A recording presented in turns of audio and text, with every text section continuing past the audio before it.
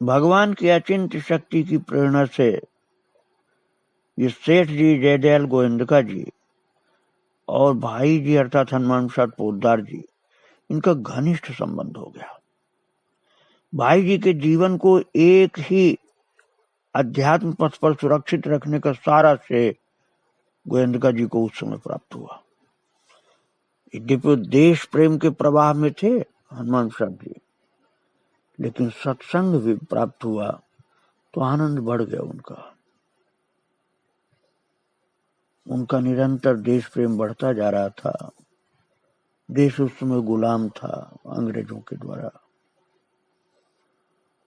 तो देश को गुलामी से मुक्त करने के लिए जो बंगाल में क्रांतिकारी आंदोलन चलता था, उसी में हनुमान प्रसाद जी महाराज भी शामिल हो गए थे। और उस समय देश की आजादी के लिए जो लोग भी लगते थे, उनको उस समय की गवर्नमेंट, जो ब्रिटिश गवर्नमेंट होती थी, वो उनको अपराधी मानती थी।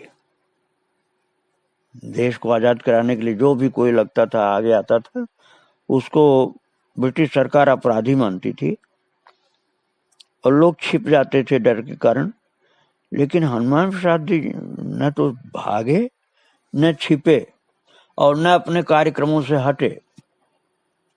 तो अचानक एक दिन सदल बल पुलिस इनकी दुकान पहुंच गई और राजद्रोह के अपराध में इनको बंदी बना के ले गई और थोड़े दिन तक कलकत्ता में रखा, फिर अलीपुर जेल में इनको डाल दिया महाराज। और अभी इनका विवाह हुए 3 महीने हुए थे।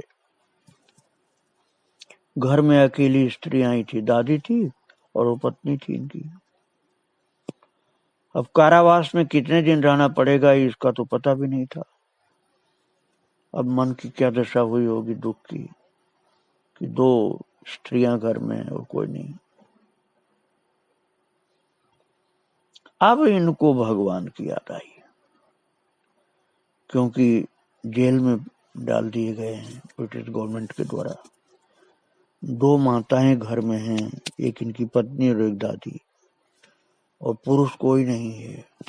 उनके खर्चा के लिए कोई इंतजाम नहीं था। इनके आंदोलन में रुकावट पड़ गई क्योंकि इनको पकड़ करके ब्रिटिश सरकार ने जेल में डाल दिया, अलीपुर जेल में। अब जब ये बहुत ऐसी चिंता में पड़े, कोई सहारा नहीं था, तो स्वयं पोद्दार जी कहते हैं कि उस समय मुझे परम पिता परमेश्वर का नाम स्मरण हो आया और अशरण के शरण को स्मरण करना ही मुझे एक अवलंब मालूम हुआ। मैंने नाम की रट लगा दी। भजन करने की देर थी कि शांति का आविर्भाव होने लगा। अर्थात भजन में जब लगन लगी तो जो मन की घबराहट थी वो दूर हो गई और शांति का अनुभव हुआ, व्याकुलता दूर हुई, हृदय में शांति का साम्राज्य छा गया। तब इनको नाम की शक्ति का अनुभव हुआ, महात्म मालूम हुआ। भक्तों, मैंने आपको बता ही दिया कि अलीपुर जेल में बंद थे। देश को स्वतंत्र कराने का जो उनका कार्यक्रम था, उसमें इनको अपराधी गवर्नमेंट ने माना था, इसलिए बंद किया था। और अब भगवान के नाम का आश्रय पकड़ा। अचानक भगवान की कृपा से नाम महाराज की याद आई और बस उसी में लग गए। अब इनको माला की आवश्यकता मालूम पड़ी और पोद्दार जी खुद कहते हैं कि मेरी उन्नति का प्रथम सूत्रपात यहीं से हुआ है, अलीपुर जेल में, जब प्रभु की कृपा से प्रभु के नाम की याद आई। तो जेल में जो पहरेदार था, उससे हनुमान प्रसाद जी ने माला मांगी, जप करने की माला। तो उसने माला देने में तो अपनी लाचारी प्रकट की कि हम माला नहीं इंतजाम कर पाएंगे, किंतु एक और उपाय बताया कि गिनती करके माला पूरी होने पर इस कील से दीवार पर एक लकीर खींच दो।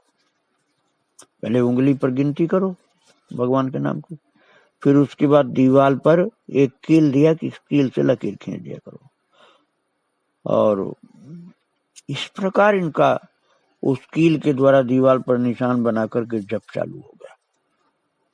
माला भी नहीं मिल पाई थी, लेकिन जप की निष्ठा कितनी जबरदस्त थी कि जप चालू हो गया।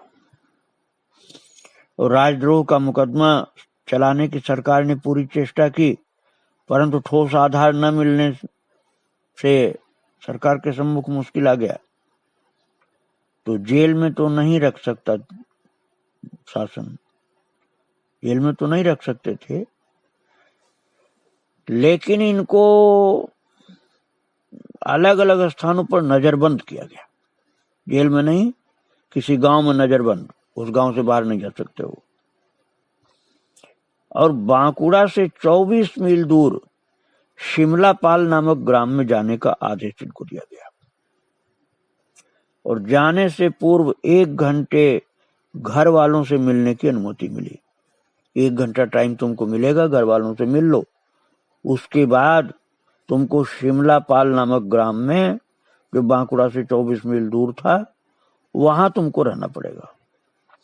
और उस 1 घंटे के मिलन में घर वालों की मनस्थिति का अनुमान आप लगाइए क्या हुआ होगा कि 1 घंटा बाद बेटा चला जाएगा। दादी ने सोचा, पत्नी ने देखा 1 घंटा बाद चले जाएंगे, फिर कब लौट के आएंगे, नजरबंदी कब तक रहेगी, कब तक इनको नजरबंद रखा जाएगा, कुछ पता नहीं था।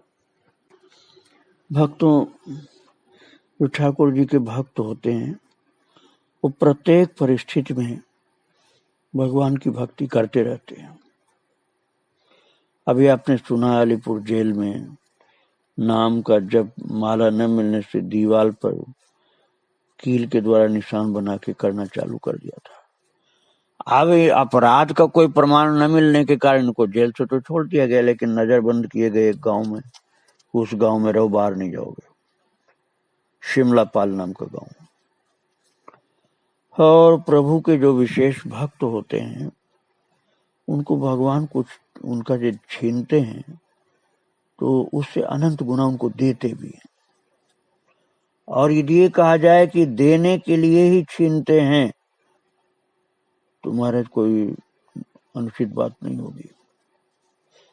भगवान ने भाई जी के देश प्रेम की सारी उमंगें छीन ली, मित्र मंडली तोड़ दी, प्रियजनों से अलग कर दिया, परिवार के किसी व्यक्ति को साथ नहीं रहने दिया, पर इनके बदले में ऐसी वस्तु दी जिसकी तुलना में विश्व की समस्त लोभनीय वस्तुएं सर्वथा तुच्छ, अत्यंत नगण्य है। और वो वस्तु जो भगवान ने इनको दिया था, वो वस्तु थी भगवान का प्रेम पूर्वक स्मरण करना, मंगलमय स्मरण। कलकत्ते की दिनचर्या कुछ और थी, और अब जिस गांव में नजरबंद थे, शिमलापाल गांव में, वहां की दिनचर्या अलग थी।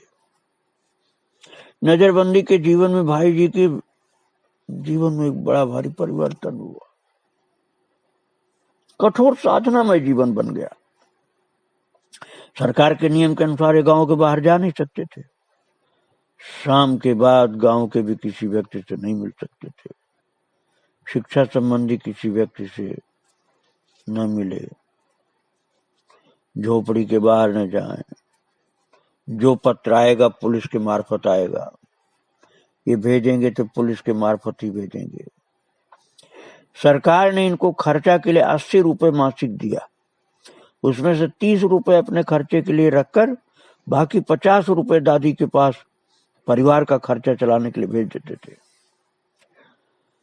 और उन दिनों भाई जी प्राय 3 बजे उठकर 30 माला हरे राम की जप करते थे, और उसके बाद फिर पाठ करते थे, गीता का पाठ, विष्णु सहस्त्र नाम, भगवान का ध्यान करना शुरू किया। ध्रुव जी को भगवान ने जो दर्शन दिया, ध्रुव नारायण बोले जाते हैं, उन्हीं का ध्यान करते थे। और थोड़े ही दिनों में वृत्ति ध्येयाकार बन गई, ध्यान का इतना सुंदर अभ्यास हो गया कि प्रातः दोपहर रात्रि में 3-3 घंटे ध्यान में बीतने लगे। शेष समय नाम जप में स्वाध्याय में लगाते। और अब तो इतना अच्छा अभ्यास हो गया कि आंखें खुली रहती तब भी भगवान का अनुभव होता रहता था। नाम जप में रस आने लगा। नाम जप छूटना अब सहन नहीं होता था। मन में भावना आती थी कि कोई मुझसे बात न करे। भक्ति का रस आने लगा भक्तों में। और नारद भक्ति सूत्र का ग्रंथ कहीं से प्राप्त हुआ और उसमें लग गए अध्ययन करने में। सेवा कार्य करना शुरू किया। एक सिविल सर्जन इन्हें देखने आते थे। उन्हीं के सहयोग से होम्योपैथिक दवाएं एवं पुस्तकें मंगा ली।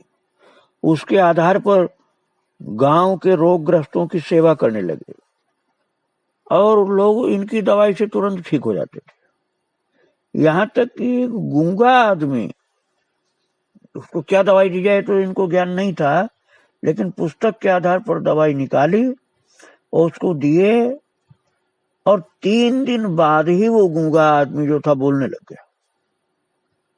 भीड़ होने लगी अब तो इनके पास, दवाई लेने वालों की भीड़। शिमलापाल गांव में जो भी कोई बीमार होता था, कोई डॉक्टर के पास नहीं जाता था, कोई वैद्य के पास नहीं जाता था। ब्रिटिश गवर्नमेंट के द्वारा जो नजरबंद किए गए थे हनुमान प्रसाद जी, इन्हीं के पास लोग दवाई लेने के लिए आते थे और जिनको ये दवाई दे देते थे वो ठीक हो जाता था, वो बीमारियों से मुक्त हो जाता था और फिर तो सारी जनता के लिए प्रेम पात्र बन गए, सबके मित्र जैसे बन गए और सभी इनका आदर करने लगे। यहां तक कि ब्रिटिश गवर्नमेंट के पुलिस वाले भी सब इनसे प्रेम करने लगे। घर सा संबंध हो गया और अब वो नजरबंदी की तकलीफ खत्म होकर भगवान की भक्ति का आनंद और सेवा का आनंद मिलने लगा। भक्तों, प्रभु ने कैसा जीवन भक्ति के रस से सरस कर दिया, किंतु आगे के चरित्र में आपको फिर सुनाऊंगा। आज भाई जी को, हनुमान प्रसाद जी पोद्दार को यहीं प्रणाम करके विराम दे रहा हूँ। श्री राधे राधे, जय श्री राधे।